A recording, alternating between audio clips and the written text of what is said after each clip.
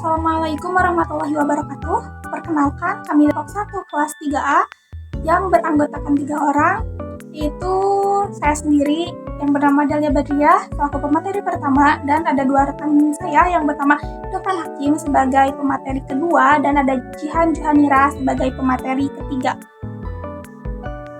Dalam video kali ini kita akan menjelaskan terkait tentang sesat berpikir, lalu ada tentang membaca berita dan membaca hasil penelitian. Melalui video ini kita akan berkenalan tentang kesalahan-kesalahan dalam berpikir yang menghasilkan kesimpulan yang lemah atau bahkan menyesatkan. Kesalahan dalam berpikir ini disebut kesalahan logika. Karena sangat banyak macamnya, maka kita akan hanya membahas tentang kesalahan yang paling sering kita jumpai dalam kehidupan sehari-hari. Mari kita mulai kesalahan logika dalam golongan salah fokus. Salah fokus terjadi ketika argumen atau tanggapan yang kita buat tidak menyasar inti dari topik argumen, tapi hal lain yang sebetulnya tidak relevan. Kesalahan ini bisa terjadi ketika kita tidak objektif dan membiarkan perasaan atau asumsi pribadi mempengaruhi proses pemikiran. Kesalahan pertama adalah ad hominem atau salah fokus terhadap aspek pribadi seseorang. Misalnya, menyerang latar belakang, kondisi fisik, atau kepercayaan si pembuat argumen, bukan dari isi argumen tersebut. Contohnya saat seseorang berpendapat tentang kebijakan publik, lalu lawan bicaranya menyerang karakter dari si pemberi argumen tersebut. Contohnya, kamu tidak bisa mempercayai pendapat dia tentang ekonomi, karena sebelumnya dia pernah bangkrut. Di sini serangan tidak ditunjukkan pada argumen, namun ditunjukkan pada karakter dari si pembuat argumen tersebut, sehingga mengalihkan dari inti masalah tersebut. Lalu, kesalahan kedua terjadi jika kita fokus bukan pada inti argumen, tapi pada asosiasinya dengan sesuatu yang tidak kita sukai. Misalnya dalam diskusi kesehatan di lingkungan masyarakat, ada satu orang yang berpendapat bahwa saya tidak suka bagaimana pemerintahan mengelola vaksinasi tersebut. Maka dari itu saya tidak akan mempercayai efektivitas dari vaksin tersebut. Fokus terhadap ketidaksukaan ini mengakibatkan bukan terhadap data dan bukti ilmiah terkait dari manfaat vaksin itu sendiri. Lalu, kesalahan ketiga terjadi ketika kita salah fokus ke perilaku pembuat argumen yang tidak sesuai dengan isi argumennya. Istilah populernya adalah tokukwe. Contohnya adalah ketika seseorang mengingatkan temannya tentang betapa pentingnya untuk menjaga hidup sehat. Namun temannya menjawab, "Tapi kamu aja masih sering makan junk food." Ini mengalihkan perhatian argumen asli dengan cara menyerang kesalahan pribadi yang dilakukan oleh si pengingat tersebut. Yang terakhir adalah fokus ke pendapat mayoritas. Kesalahan ini mirip dengan mengutip tokoh, namun yang dikutip bukanlah tokoh, namun pendapat orang, melainkan masyarakat. Kita pasti pernah kan mendengar pembenaran, semua orang juga begitu, ketika seseorang dikritik, padahal kuat lemahnya argumen tidak ditentukan dari berapa banyak orang yang setuju. Kuat lemahnya argumen ditentukan oleh premis-premis dan kesimpulan dari argumen itu sendiri. Contohnya adalah, film ini pasti bagus karena sudah ditonton oleh jutaan orang. Menganggap kualitas sesuatu hanya berdasarkan seberapa banyak orang yang menyukainya. Sekarang, kita akan mengulas tentang kesalahan dalam kategori lompatan logika. Ini terjadi saat seseorang terburu-buru mengambil kesimpulan tanpa premis yang cukup. Ada 4 jenis loncatan logika yang akan kita pelajari dalam video kali ini. Yang pertama, menganggap karena A terjadi sebelum B, maka A pasti menyebabkan B. Sebelum menyimpulkan A menyebabkan B, kita harus menjelaskan bagaimana hubungan sebab akibat itu terjadi. Artinya, faktanya A terjadi sebelum B belum menjelaskan bagaimana A menyebabkan B. Contohnya adalah setelah kami pindah ke lingkungan rumah baru, anak saya menjadi nakal. Pindah rumah ini pasti yang menyebabkan anak saya menjadi berubah. Pada kesalahan kali ini adalah mengabaikan kemungkinan faktor yang terjadi dari penyebab lainnya, misalnya kayak dari lingkungan yang baru atau teman yang baru, atau bisa juga dari tekanan sekolah. Lalu yang kedua, membesar-besarkan dampak. Ini terjadi kalau kita berusaha menyanggah argumen seseorang dengan membesar-besarkan konsekuensi negatif dari argumen tersebut. Kesalahan ini bisa terjadi secara tak disengaja, namun bisa juga orang melakukannya dengan sengaja untuk menakuti lawan bicaranya. Contohnya adalah ketika kita mengizinkan siswa untuk membawa handphone ke sekolah. Lalu kita berpikir kalau siswa tersebut tuh bakal berhenti belajar. Kalau dia berhenti belajar, dia nggak bakal lulus sekolah. Kalau dia nggak lulus sekolah, otomatis dia nggak bakal dapat kerja. Menganggap bahwa satu langkah kecil akan memberikan konsekuensi yang sangat besar dan ekstrim tanpa bukti. Yang ketiga, menyodorkan dilema palsu. Apa itu dilema? Dilema adalah situasi ketika kita dihadapkan pada dua kemungkinan yang setara, sama bagusnya atau sama buruknya, sehingga kita sulit untuk memilih.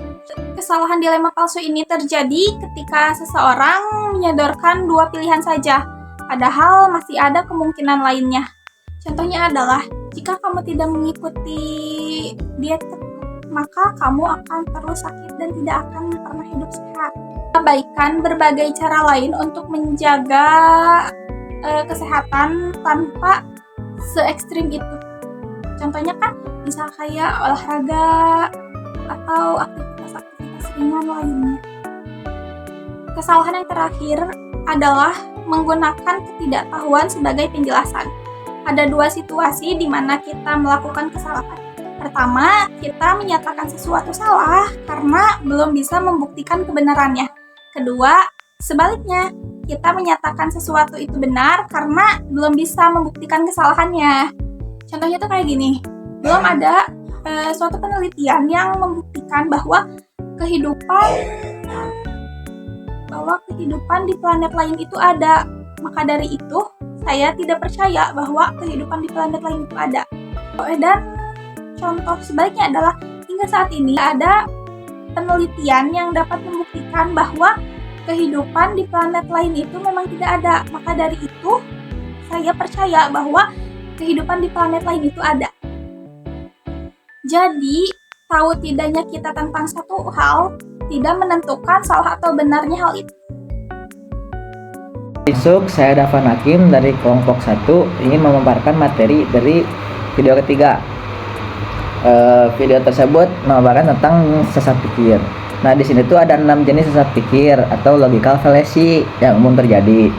Yang pertama itu ada hasty generalization, menarik kesimpulan umum dari sampel kecil. Contohnya seperti Andi baru saja pindah ke kota baru dan ketemu 3 orang yang tidak ramah.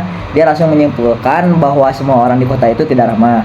Lalu yang kedua ada circular reasoning, argumen berputar-putar tanpa bukti konkret. Contohnya seperti si Budi itu bilang, "Mengapa kamu percaya buku ini benar?" Terus Citra menjawab, "Karena penulisnya ahli dalam bidang ini." Lalu Budi, "Bagaimana kamu tahu dia ahli?" Citra menjawab, "Karena dia menulis buku ini." Itu kan ambigu ya. Lalu yang ketiga ada slippery slope, menganggap satu kejadian akan menyebabkan rangkaian efek yang berlebihan. Contohnya seperti orang tua yang melarangnya main game dengan alasan, "Kalau kamu main game nanti kecanduan. Kalau kecanduan nilaimu turun. Kalau nilaimu turun tidak bisa kuliah. Kalau tidak kuliah tidak dapat kerja. Akhirnya kamu jadi gelandangan." Itu kan sebenarnya gimana ya? Pokoknya seperti itu deh. Yang keempat itu ada strawman, menciptakan dan menyerang argumen palsu yang tidak disampaikan lawan. Contohnya seperti Eka itu menyampaikan, "Saya rasa kita perlu mengurangi anggaran militer sedikit untuk dialokasikan ke pendidikan." Kata Fandi, "Jadi kamu mau negara kita tidak punya kepertahanan sama sekali dan benar dijajah?" Nah, itu kan saling beradu argumen seperti itu.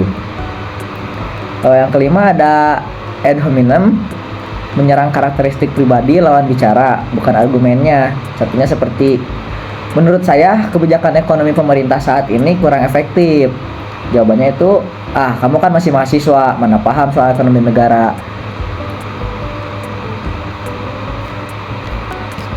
Yang keenam ada false dichotomy.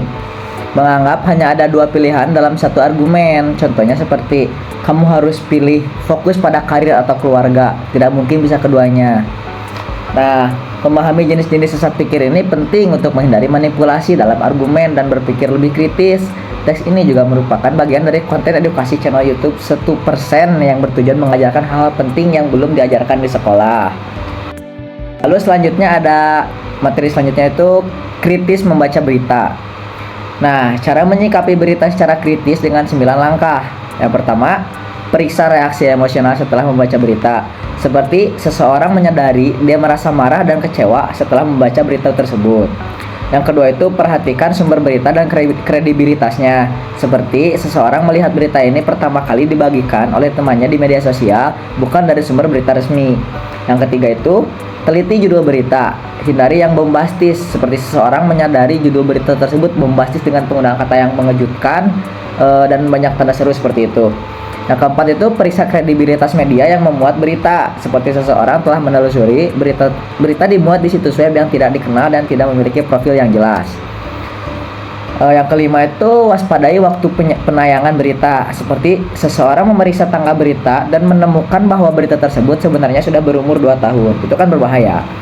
Lalu yang keenam itu perhatikan kualifikasi dan kredibilitas narasumber yang dikutip. Seperti berita mengutip sumber yang dekat dengan artis tanpa menyebutkan nama atau kualifikasi yang jelas. Yang ketujuh itu periksa tautan ke sumber lain dalam berita online. Seperti artikel hanya memuat tautan ke situs gosip lain tanpa sumber resmi atau laporan polisi. Yang kedelapan, cermati foto atau gambaran yang digunakan. Verifikasi dengan pencarian gambar, seperti foto yang digunakan dalam berita ternyata hasil editan yang ditemukan setelah melakukan pencarian gambar terbalik.